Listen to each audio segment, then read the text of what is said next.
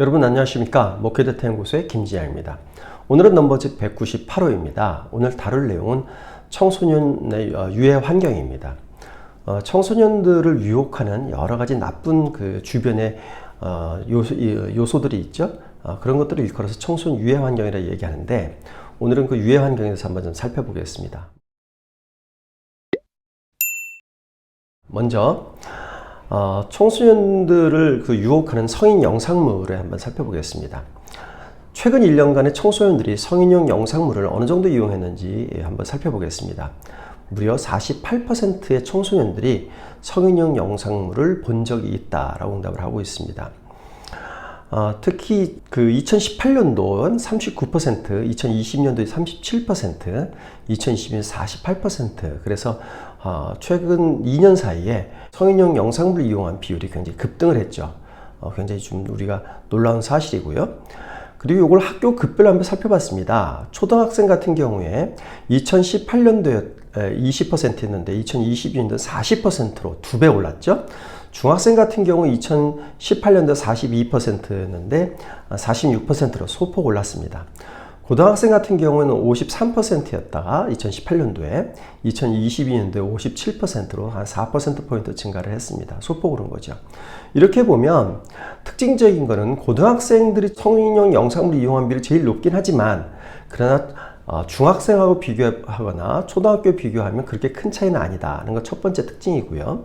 두 번째로는 초등학생이 2018년도보다 무려 2배나 급등을 했다는 겁니다. 이제 성인용 영상물 같은 경우는 이제 고등학생들이 많이 이용을 했고, 그것이 중학교로 내려왔다 이제 초등학생까지 급격하게 내려온 그런 결과를 이제 볼 수가 있겠습니다.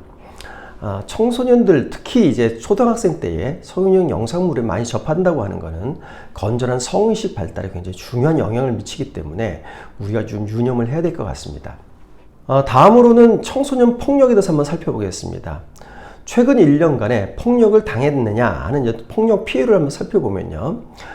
2022년도에 16%가 폭력을 당한 적이 있다, 이렇게 응답을 하고 있습니다. 근데 이 비율은 2020년도에 6%보다 무려 3배 이상 오른 비율이죠. 굉장히 많이 늘어났습니다.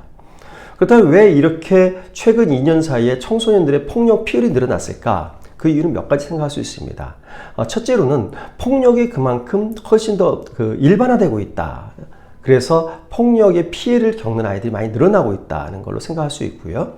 두 번째로는 청소년들이 2020년도에는 아직까지 코로나로 인해서 여러 가지로 학교 수업이 제한을 받던 시절이었죠. 그리고 청소년들이 모이는 것들도 굉장히 제한을 받고 서로 간에 좀 꺼려하던 이런 시절이었습니다. 그러나 2022년 들어서면서 이런 것들로부터 완전히 해방이 된 겁니다. 그래서 청소년들이 많이 모이게 되고 또 다양한 활동을 하게 되고, 이런 과정에서 자연스럽게 폭력을 서로 주고받게 되는, 폭력을 가하고 폭력을 당한 이런 경우들이 늘어난 것으로도 볼 수 있겠습니다.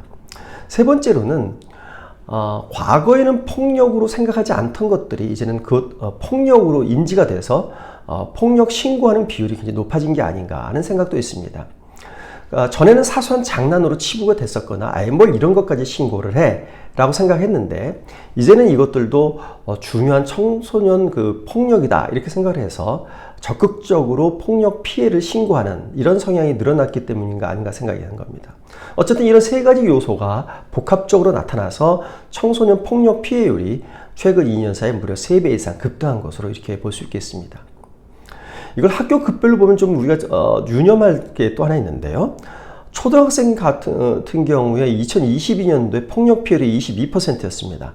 중학교 18%, 고등학교 9%. 그래서 어릴수록 오히려 폭력 피해율이 늘어난다는 겁니다. 바로 이런 부분들은 어린 청소년들, 특히 초등학생들 사이에서 이제 폭력에 눈을 뜬 아이들이 많이 늘어날 수 있다는 거기 때문에 우리가 청소년들을 지도하는 데 있어서 이 부분을 굉장히 유념을 해야 될 것 같습니다. 다음으로는 유해 약물입니다. 유해 약물 가운데서 이제 몇 가지 살펴보겠는데요. 먼저 흡연율과 음주를 한번 보겠습니다. 최근 1개월 내 흡연을 한 적이 있느냐 혹은 음주를 한 적이 있느냐라는 조사를 해봤는데요. 2022년도에 흡연을 했다 이렇게 응답한 비율이 4.5%였습니다. 2020년도에 4.4%와 거의 변동이 없죠. 반면에 음주는 2022년도에 13.0%였습니다. 2020년도 10.7%에 비교해보면 약 한 2.3%포인트 증가를 했죠. 약간 증가를 했습니다. 그렇다면 왜 흡연율은 정체가 됐는데 음주율은 소폭이라도 증가했을까? 그거는 아마도 이런 이유 때문이 아닐까 생각을 합니다. 흡연에 대해서는 담배는 몸에 백해무익하다라고 하는 인식이 이제 많이 퍼져 있는 거죠. 그러다 보니까 흡연에 대해서는 자제를 하고 있고 확산이 되지 않는 것을 보여줍니다. 반면에 음주는 코로나 동안에는 서로 모이는 것이 제한되어 있기 때문에 그 음주율이 높지 않았다가 이제 코로나가 완전히 풀리면서 청소년들이 모이는 경우들이 훨씬 늘어났죠. 그러면서 음주율이 높아진 게 아닌가 이런 생각을 좀 할 수 있겠습니다. 이 음주와 흡연을 학교 급별로 보시면 중학생과 고등학생을 각각 보시면요. 중학생 같은 경우에 음주율이 7.0%, 고등학생이 19.5%, 흡연율은 중학생 2.1%, 고등학생 7.1%. 그래서 음주, 흡연 모두 고등학생이 많긴 한데 특히 고등학생들이 음주가 많다는 사실을 우리가 좀 유념할 필요성이 있겠습니다. 다음으로는 이제 멀티방과 룸카페를 한번 살펴보겠습니다. 멀티방이 여러분들 좀 생소하실 텐데요. 멀티방은 어떤 거냐면 멀티방 안에 대형 LCD 모니터 TV를 설치했습니다. 그래서 이 대형 LCD 모니터 TV를 통해 가지고 TV를 보거나 혹은 동영상을 감상하거나 혹은 이걸 가지고 게임도 할 수 있습니다. 게임을 하거나 그리고 여기에 음향 시설도 갖춰놓기 때문에 노래방처럼 활용할 수도 있죠. 그러니까 방 하나에서 TV도 보고 동영상도 보고 게임도 하고 그리고 노래방처럼 노래도 할 수 있고 다양한 걸 할 수 있다. 이래서 멀티방입니다. 근데 이 멀티방 가운데에서는 샤워 시설도 갖추고 있고 그래서 모텔과 거의 같은 기능을 하는 그런 멀티방들이 많았습니다. 그래서 이 멀티방을 청소년들이 이용하면서 여러 가지 성적인 탈선행위라든지 이런 것도 많이 했었죠. 그래서 요즘은 이제 멀티방도 청소년들이 들어가지 못하는 청소년 유해 업소로 분류되긴 합니다만 그러나 아직까지도 비공식적으로 불법적으로 이런 멀티방을 이용하는 청소년들이 있습니다. 최근에 청소년 출입금지 업소 이용률을 한번 살펴본 조사 결과가 있는데요. 여기에 보면 멀티방이나 룸카페를 이용했다 응답한 비율이 14%입니다. 룸카페는 술을 파는 카페입니다. 커피를 파는 카페가 아니라 술을 파는데 각 테이블마다 룸으로 되어 있었기 때문에 그 룸 안에서 청소년들이 탈성행위를 쉽게 하는 거죠. 이런 유해 업소입니다. 근데 이 멀티방과 룸카페를 이용하는 비율이 무려 14%나 됐다는 거죠. 굉장히 높은 비율로 볼 수 있겠습니다. 청소년들이 이런 다양한 유해 환경을 경험을 하고 있는데 이런 유해 환경 가운데서 우리가 유해 환경을 이용하는 청소년들이 많이 늘어난다는 사실을 통해서 우리가 몇 가지 생각할 점들을 찾아보겠습니다. 청소년들은 호기심이 많습니다. 그리고 자제력이 부족합니다.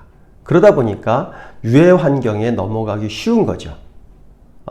이런 청소년들을 또 노리고 많은 업자들이 자기의 이익을 추구하기 위해서 청소년들을 대상으로 영업을 하게 되는 겁니다.